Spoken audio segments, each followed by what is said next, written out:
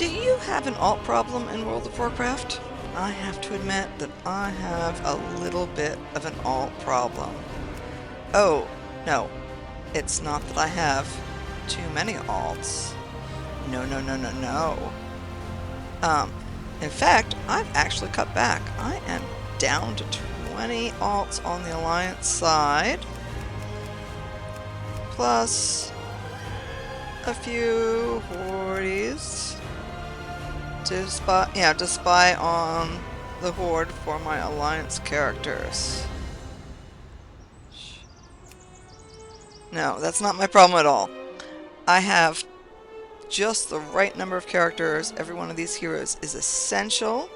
My problem is fitting them all into my brand new level 5 house. So let's talk about it. And how I am solving my problem. So, I need to get them all in. And right now, I'm not going to have any more housing budget until midnight releases in March. So I need a room that makes sense for 20 people to live together, and I need bedroom space for all of them. There are a lot of housing videos out there that will show you how to build amazing things like waterfalls and custom stairs and windows that you can see through, and there's scenery on the other side. This is not one of those videos. I don't have the room placement budget to do that if I want to have bedrooms for every single character, which I do. So that stuff will come later for me. Right now, we're just talking about how to fit them all into the house. So I tried various builds on PTR and beta before settling on this open stairwell room for my initial room. Now there's a few reasons for that. I wanted something grand. The extra height really helps with that. I wanted a room that was big enough for them all to sit down, hang out, share a meal. Now they're not all at the same table. Alright, we got two different tables. For big tables and a little table for the introverts down here. Tucked under my custom stairs. But they can all eat a meal in the same room at the same time.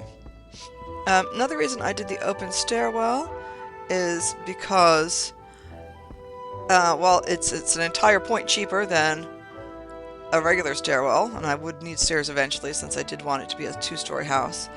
And I didn't want to pay not only did I not want to pay the extra point for the pre-made stairs, but they only have one entries and exits off one side, and that kind of creates a dead end, and that basically makes you spend more housing budget. So I did not want to do that. Alright, let's talk about my kitchen. This is a T-shaped room. I wanted it to be near the main room, the main sort of dining living room, for obvious reasons, because I want my house to make sense. I needed a room that was going to be functional, so I thought about the layout. I'm a big fan of the fireplaces that are in the corners because they are a huge space saver. It's not, there's no wasted space here. I added the stove because I wanted to actually be able to cook. And for some reason you can't cook on the fireplaces like you can at most of the inns in Azeroth. So I stuck the stove in there too. Like many people, I'm using the market stalls in my kitchen. Some people have sized them down to a more manageable size, but I left them full size because I have 20 people. They're going to need a lot of supplies. We also have a lot of barrels, boxes, crates, etc. because we need supplies for 20 people. Alright, I walled off this leg of the T, and this is my main bathroom. So I wanted to have a bathroom that was, easily accessible to the main room. And most of my bathrooms are going to be similar. I hide my toilets inside this little Belemeth tent that I've scaled down a bit. It's a simple toilet.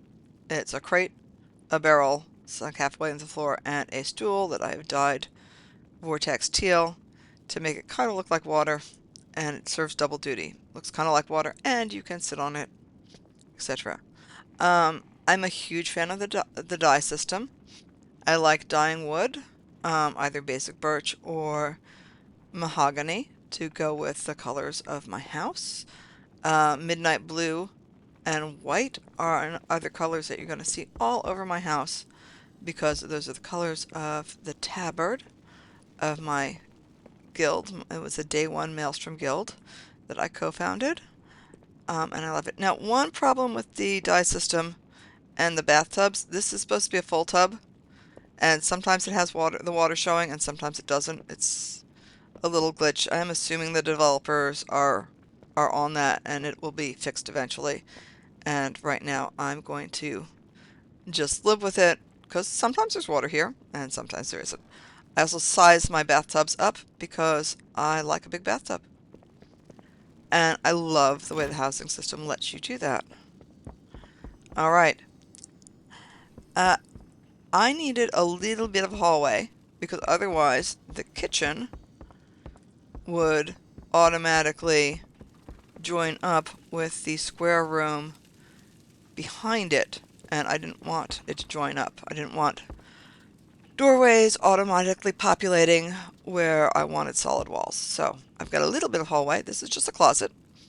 Not only is it only 1 point as opposed to 3 points, which makes it, budget conscious, but I actually find the small hallway easier to deal with. It looks more natural.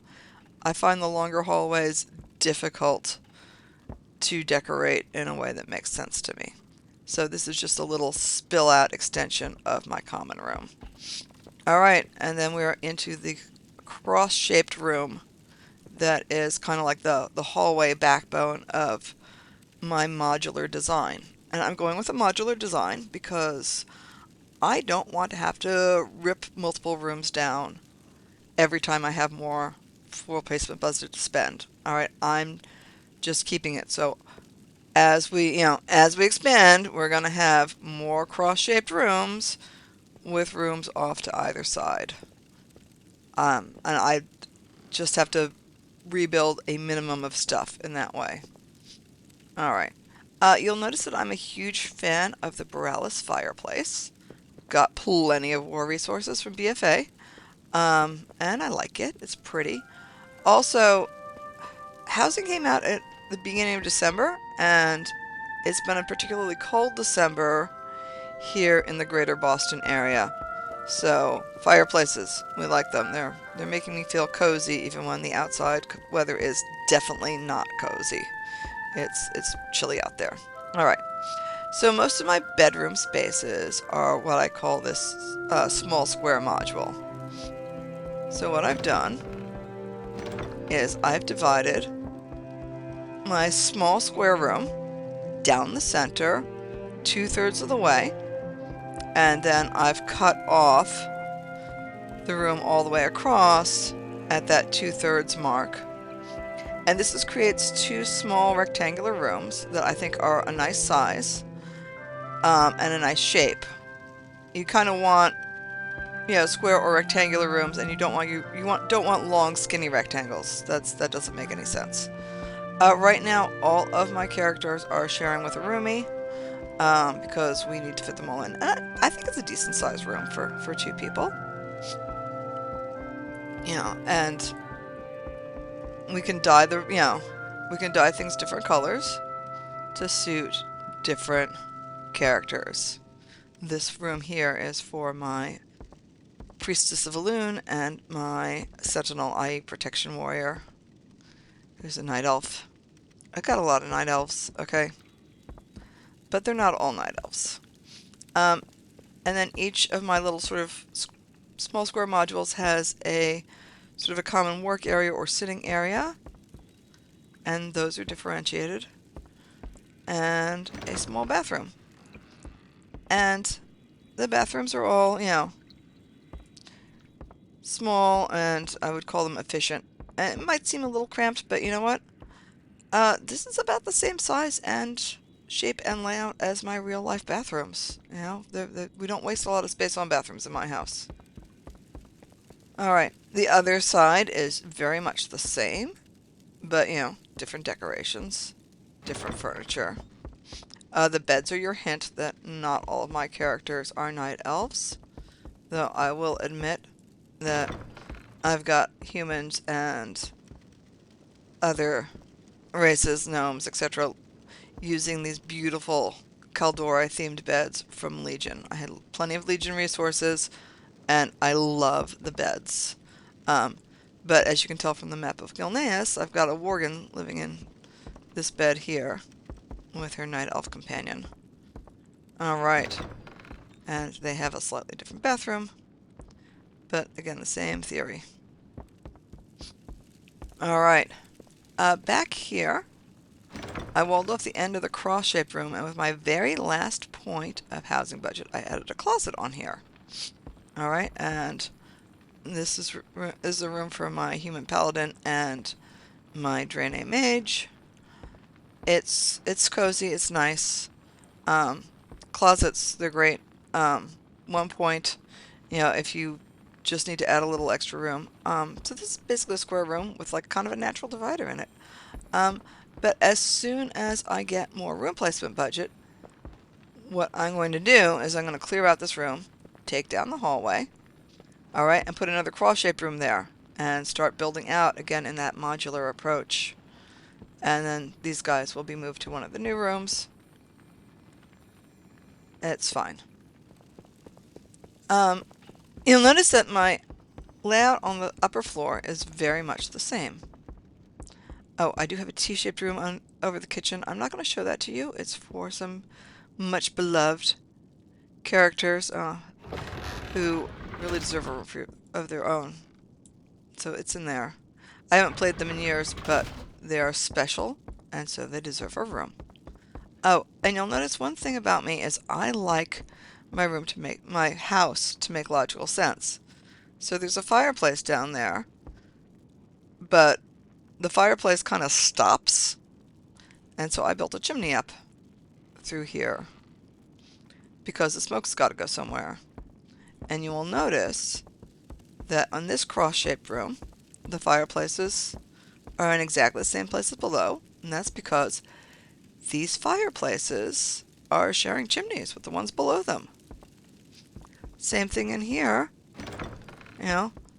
These fireplaces are next to each other in the corner. They are sharing a chimney. I've got 4 fireplaces, sharing a chimney. Alright, I wanted everything to make sense. And the same with the bathrooms. They would be sharing plumbing with down below. One of the reasons I use the small square rooms is because I wanted my house to make sense. I only wanted windows on outside walls. In theory, the larger square rooms would be a better, more cost-effective placement, budget-wise.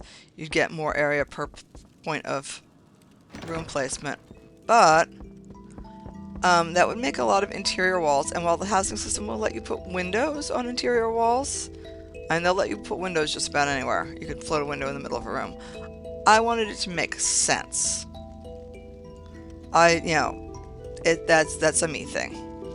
If it's a you thing, you can use my ideas. If you don't care, if you're fine with windows on interior walls, you do you. But like I said, I also find it easier to decorate the small square rooms. It's hard, it's hard to decorate the larger rooms. You need a lot of interior walls, and like I said, I didn't want to pull things apart and redo them every time I got more housing budget. So that's what I'm doing. Also, I'm a huge fan of all the customizations that you can have. And the interior walls only come in 4 brands. It was this, or the, or the Stormwind one, or the Orc themed one, or the Blood Elf themed one. So, um, with the other customizations, I can do things like have my Belameth style framing with a marble background for the fancy room, and then coming back here, I've got the cottage wallpaper back here, which I find very homey and cute. Alright, last room is super tiny. This is just the end of the cross-shaped room, walled off, without that extra closet that we have below, because I was out of points. So these two guys are in a very, very cozy room. But as soon as I get more more house placement budget, they are going to move into a new room downstairs. The people below them are going to move into a new room downstairs, and we'll all be happy. Alright. So that's my house. As I said, not the grandest design. Nothing too very special. No marvels of kit bashing. Oops. But hopefully you like it. I'm stuck on my stairs. Alright. Still a work in progress. I need to do something about the stair railings. But I really love the housing system. It's got something for everyone, and right now it's making me insanely happy because every single one of my characters has a bed to call their own, and that's something I've been waiting 21 years for. So, I hope this video was helpful for you, and I will see you in Azeroth. May the stars guide you.